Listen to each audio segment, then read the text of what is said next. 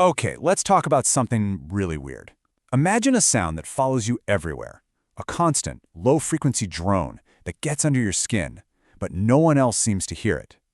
Well, this isn't a sci-fi movie. It's a real-world mystery called the hum.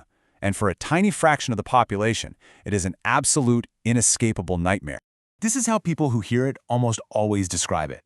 It's a sound that feels so real, you don't just hear it in your ears, sometimes you feel it vibrating through your whole body. But when you look for the source, nothing. Absolutely nothing there. I mean, really, just try to put yourself in their shoes for a second. The endless noise, sure, but also the self-doubt. The frustration of trying to explain this to doctors, to your family, to your friends, and they just can't perceive it. It's incredibly isolating, and as you'll see, it can be completely debilitating. Now here's where it gets really interesting. This isn't just one person here, another person there. We are talking about a phenomenon that's been reported all over the world for decades. This is a massive, global case file, and it's filled with thousands upon thousands of testimonies. And just to give you a sense of the scale of this thing, take a look at this map. This is the World Hum Map. A researcher named Glenn Macpherson started it back in 2012, and it has crowdsourced nearly 20,000 reports. People from Sydney to Seattle, all hearing this same mysterious sound. And yet, in any of these places, only a tiny sliver of the population can actually hear it, somewhere between 2 and 4%. And that selectivity is one of the most baffling parts of this whole mystery. Why them? And why not everybody else? And let's be clear, the consequences are severe. This is not just some mild annoyance. People who suffer from the hum report this whole laundry list of physical and psychological symptoms. I mean, the relentless nature of the sound leads to horrible sleep deprivation, anxiety, and in the most extreme, tragic cases, the distress has even been linked to suicide. And this is not a new problem. Widespread reports really started popping up in the 1970s with what they called the Bristol hum in the UK. Then, in the 90s, the Taos hum in New Mexico got so famous it actually led to a U.S. congressional investigation. And more recently, the Windsor hum tormented people in Canada for nearly a decade. So, you've got thousands of reports. You've got decades of history. Obviously, the hunt has been on to find the source. But think about it. How do you possibly track down an invisible sound that most of your scientific instruments and most people can't even detect? The entire investigation, all of it, really boils down to this one central question. Is the hum an external noise, something out there in the world, or is it an internal sensation, something generated inside the hearer's own body or brain? Every theory pretty much goes down one of these two paths. And this is the creepy part, right? On one side, you have these totally peaceful, quiet-looking places like Taos, New Mexico. And on the other, you have this unseen, invasive acoustic energy that is just tormenting people. The answer has to be hidden somewhere between that tranquil surface and that unsettling vibration. Okay, so let's treat this like a real detective story. We've got a global mystery, and we've got a lineup of suspects.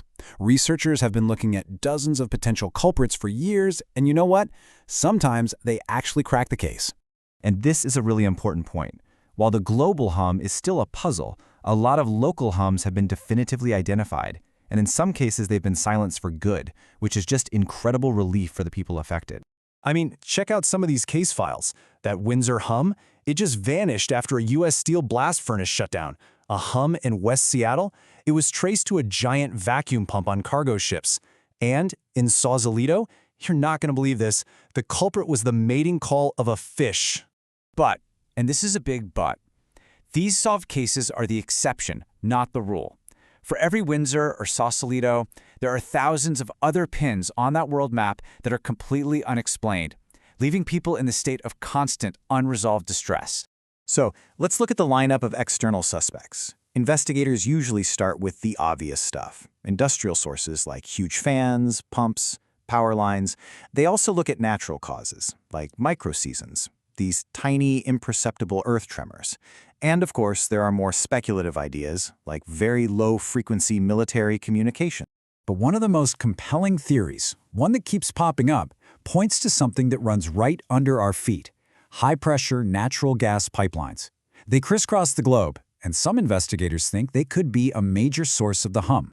A musician and investigator named Ben Jordan did a ton of field research on this.